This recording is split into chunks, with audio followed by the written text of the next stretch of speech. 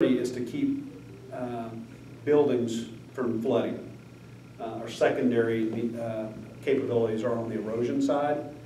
So it's just, candidly, it's more of a priority to keep people's living rooms dry than it is part of their backyard from kind of washing into the creek. Both are important, one's more of a priority. But our system, we'll be completing these, I think, this year. When we take this analysis, we go and we come up with engineering projects that build our future capital campaign, our future bonded capability to make improvements. We also take the data and we go to FEMA, the Federal Emergency Management Organization, and we get the floodplain maps updated. If any of you have looked at a floodplain map recently, the likelihood is it was based on 1970s data. All, minus a handful of the ones where we've updated them. I was going to say, some of it's been updated, hasn't it? Some has been updated. 2 or 3 of these watersheds have now new updated information, which is based on good, recent, like 5-year data. But still, probably about 2/3 of this map is reflected on the old information. But we're in this kind of rolling improvement period where hopefully in the next couple of years, the whole city will be fully updated with FEMA maps that are proper and current, so that people can get insurance if they need it because they now know they're in the floodplain when maybe right now they don't know that. Or in the likelihood we have some people who were in the floodplain and based on some improvements they're now out. So they can actually drop their insurance if they'd like to. So it just kind of depends. But we're in a pretty serious work plan to not only study, analyze, and engineer solutions, but then follow it up with investment to take the ones that are going to get us the most bang for the buck. If I can save 50 properties, I'm going to do that project before I'm going to do one that saves 2 properties, right? Just again, in a prioritization perspective. So we're pretty serious about this and are moving very aggressively in that way. So get questions about that, and I think based on some of the information I've heard from some of our new council members, that's going to be an ongoing topic that they're also still very much interested in. And y'all are forming a committee or something? On stormwater? Mm-hmm. I saw something on that. Oh, yes. It's part of our insurance rating program where flood insurance is priced based on risk. I think right now we're a 6 or a 7, and we're trying to move up to be a 5. And one of the things they want you to do to kind of increase your rating is have community input and have a standing committee who can visit with the engineers in an ongoing way about questions and concerns and information. So yes, we'll be doing that sometime this year. And do you let the citizens volunteer to be on that committee? There will be people who can be on it. I don't know if it's going to have a certain number of positions and have to be appointed by the city council, or if it's going to be kind of like here. Everybody who's kind of wants to hear more can come and participate. Not really sure exactly how it'll be structured, but I know the goal is to create a link between the residents and the engineers that then helps us communicate with FEMA and such. So. I live just west of Randall Mill Park, and we call it the creek with no name. Has eroded, yes. And it's probably within 6 inches yes, ma'am. of the curb, that street there going to the north. Have you been there? I've been there. Okay, so were you there when they walked the creek? If it was, I walked it a few years ago. I haven't walked it recently, but I'm familiar with how close it is to the street. Okay, one thing I'm really interested in, probably a month and a half ago, the creek was walked with city engineers, parks people. Do your different departments talk to one another? Yes, ma'am. Do you have regular meetings where they all get together and share information? At the higher levels, yes. At the lower levels, I can't necessarily assume that. There are different work groups. And so in the development area, there's times when water and public works and planning will come together around a certain project. And there's times where stormwater is the lead, and they kind of are the tip of the spear, if you will, and they've got to go work with others. So it's never perfect, but yes, we do try to get all the right minds around the table so that we have a holistic view of whatever's going on, not just the fire department says or the engineer says, but we try to look globally at that. You know, it's really interesting because in trying to remediate that problem, as you say, houses are trying to be protected. That's a priority. So there, at some distance, there are some houses that need to be protected. And then they're going to widen the openings underneath Randall Mill so that more volume of water can come under Randall Mill. And in the 2014 bond issue, they were going to dredge the pond in the park. Yes. Okay. Why did they, what was the reason that they refused all those bids? So that happened just at the last council meeting. So what happened in this case, not particularly thrilled about it, but it is what happened. So it's in the park. And so to your point about teams getting together, the Parks Department went out and developed bid specifications to dredge that park and put that out on the street and solicited bids. Separately, I asked our stormwater engineers, had they reviewed the specifications of the Randall Mill dredge? And the answer was no. So I said, get together with the Parks Department, stormwater engineers, Parks Department, look at that and make sure we're getting what we need. When it came back, the stormwater engineer said, no, that is not what we need. We need to do this differently. And so we rejected the bids. We've already updated the bids with new standards. It's actually out on the street for bid now, and I hope to, in August or September, award a bid for the dredging of that pond, but done at a better spec that our stormwater engineers say is good. So that's why it got rejected.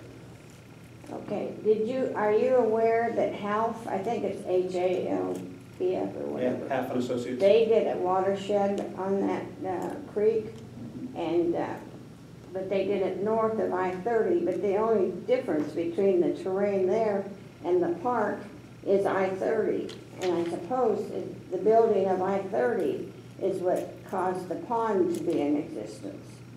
It must have blocked the water from going on down that creek. I'm not sure. But It looks anyhow, like, but if you're north of 30, Trinity Tributaries is probably where Half an Associates was working. yes, but it should be exactly the same territory as is south of I-30. It's Well, the same terrain. I think that's what I'm showing you in this map is this is the terrain. This is the way water flows. It doesn't follow a street. It follows kind of the small continental divides of where the high points are and how water goes that way or water goes this way. These watersheds are geographic boundaries that water itself has defined. I understand. So in the area that you're describing about, it looks like it's right there in the orange. It's kind of in the confluence of the orange, green, and blue. Maybe a little bit, no, actually it's probably in that lower village area. Yes, it's in the lower village. It's in the lower area. village, which we're in the process of that documentation right now. There's a few issues that they've identified. I'm not as familiar with that pond, but in the area where the channels go along Green Oaks and all the way back towards Pioneer Parkway, about a decade or 15 years ago, they came through and channelized that area over by Howell Farms, and it goes up along Green Oaks up to the Trinity. There's some concerns around the data relative to that hydrology that was done 20 years ago, and they're trying to match that up to what was recently done to reconcile and try to get it done right. So we're on a little bit of a hold pattern there, but still working it. My last question on that is, they've told us before at these meetings, but I want to hear your view.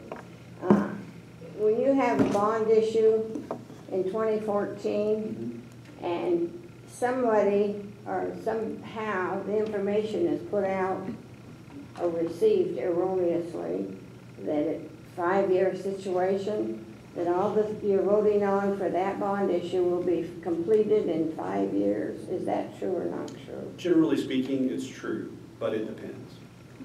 And since I've been city manager, we've had three bond elections, one in 2014, one in 2017 for the senior center, and then again in 2018 for the rest of the bond program.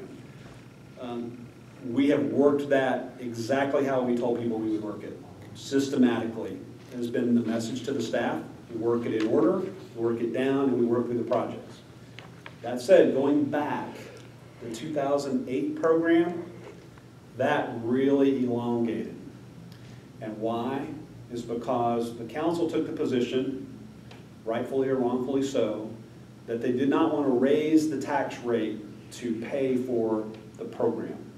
So you make certain assumptions when you go out and sell bonds, or when you put a program before it. You say, I think I can do this much work in 5 years. But it also anticipates the tax base growing, say, at 2 or 3%. So back in '09, when the tax base dropped 10%, financially you say, oh, hold on a minute. Now if I go forward with this program on the schedule that I did, I have to raise people's debt service tax rate. And the council has said, it's not the time to raise taxes, we need to keep it the same. So that meant instead of keeping the same time horizon, it elongated the program so that you could afford it without raising the tax rate. So that's what we do. Each year we go and we do our capital bond program. We look at how our growth is and we reconcile the program to what we can afford. Just like you would on your mortgage. You know that it's going to go up or down, or your car payment's going to go up or down. We do the same thing. We're not just going to do it just because we said so. We did it because we said so, but it also matched up the financial program so that we can balance our budget at home from a city perspective. That's how we look at it. Thank you.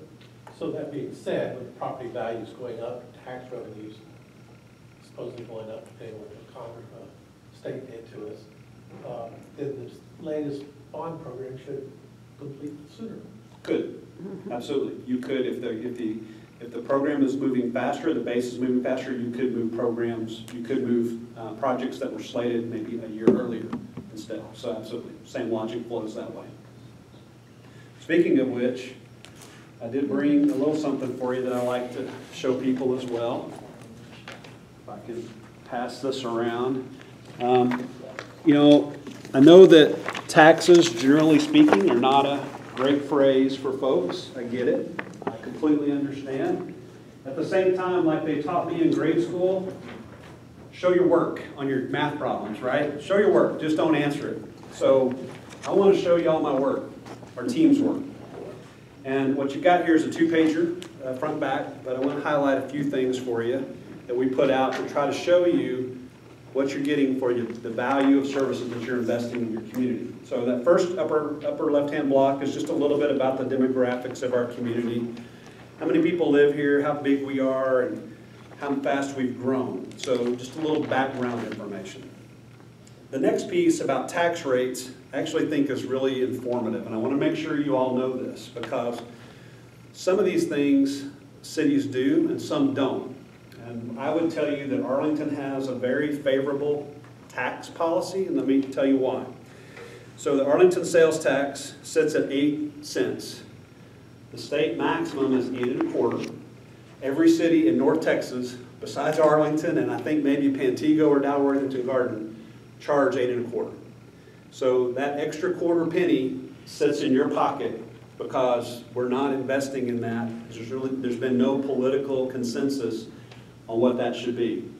That said, that quarter penny, it sounds little, but as a city, it's about $16 million a year that sits with you instead of with the city. So it's a significant amount that sits there.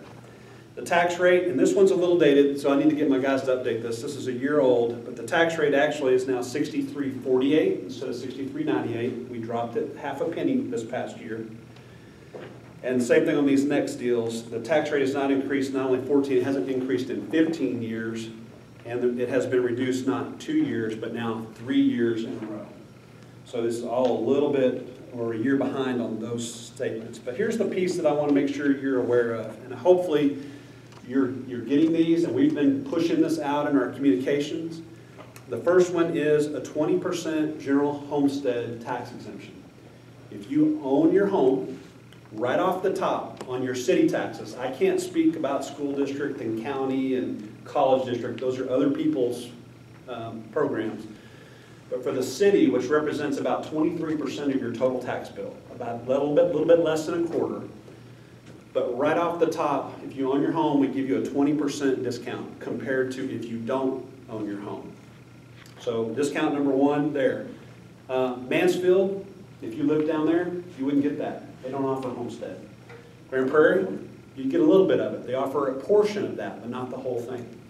Fort Worth and Dallas both do, but a lot of cities do not offer the full 20% homestead. That's discretionary, and it's determined annually by the city council, and for as long as I can remember, they've been given it. So I want them to get credit for their work, showing it to you. Next thing, over 65 tax exemption. So in addition to the 20%, if you are over 65, you also get not only that percentage, but an additional $60,000 of tax exemption on the value of your property. Again, a locally determined decision by the city council who has done that over the years. And it's there for you. So if you're over 65 or know people over 65, make sure they're claiming their exemption, because if they don't, somebody at the appraisal district doesn't know how old you are. You have to tell them in order to claim it. So make sure to claim it. Same thing if you are disabled, $60,000 if you're a disabled individual on top of the homestead. You're able to get that, and same story.